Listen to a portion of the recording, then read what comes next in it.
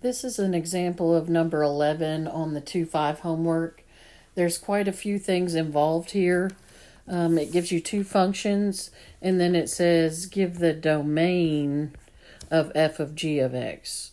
Well, before you find the domain, you have to actually find f of g of x, which means we're gonna compose f with g of x.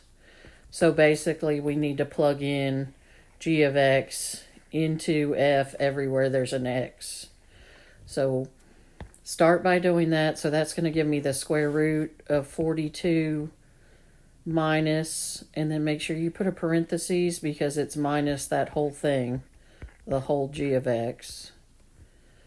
So that gives us, when you distribute that, negative 42, square root of 42 minus x squared plus x. Now it's asking about the domain of that function. Well, remember, we're looking for our problem spots when it asks about domain.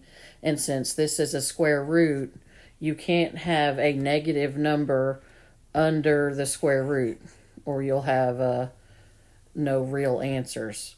So we need to make sure that whatever's under here is greater than or equal to 0. So to find the domain, I'm going to say just grab what's under there and say it has to be greater than or equal to 0. Well, if you remember back to our section about inequalities, whenever you have a quadratic inequality, you've got to set up test intervals.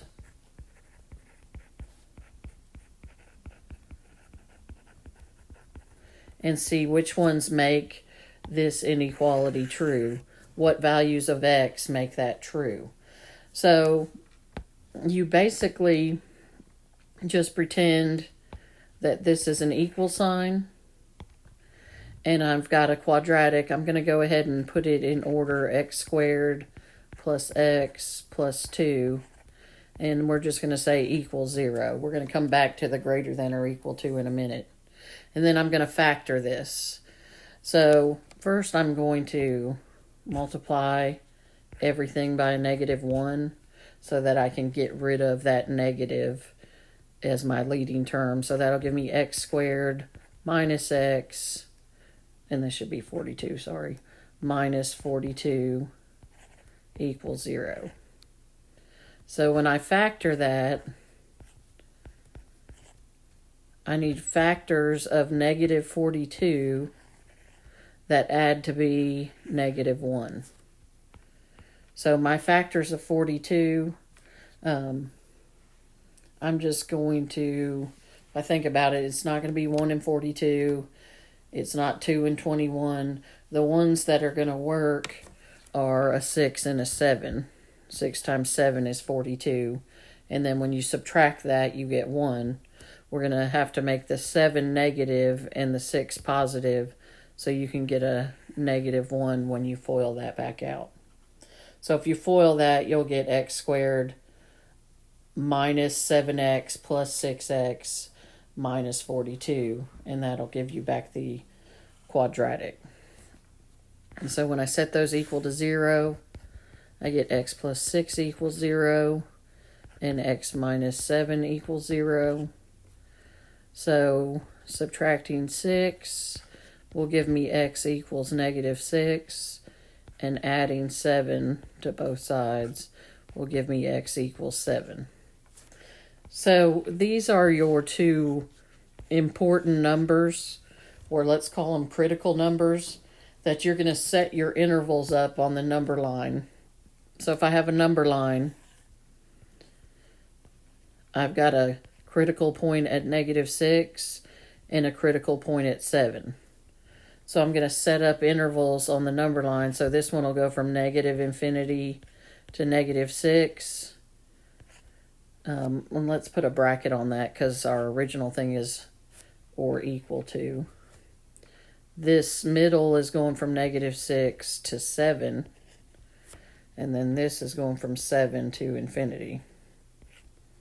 So I'm going to pick a point in each interval to test to see if, back in the original equation, to see if it's greater than or equal to 0. So here I'm going to pick easy numbers to work with. I'm going to say, let's let x equal negative 10.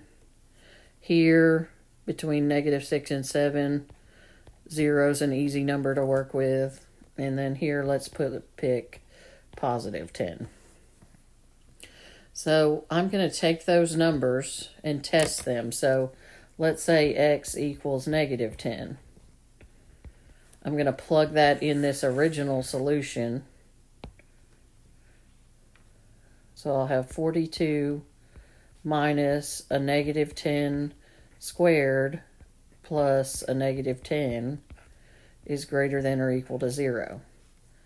So that gives 42 minus, when you square the negative 10, that'll give you 100. And then minus 10 greater than or equal to 0. Well, that is going to be 42 minus 110 would give me negative 68. Well, negative 68 is definitely not greater than or equal to 0. So this point does not work. So try your next one. X equals 0. When I plug that in, I get 42 minus 0 squared plus 0 is greater than or equal to 0, which is true because 42 is greater than or equal to 0. So that interval is part of your domain. And then let's check the last part, x equals 10. And you could pick any point. I could have picked 8 or 15 or 100. Just has to be a point in that interval. So I picked 10. 42 minus 10 squared plus 10 is greater than or equal to 0.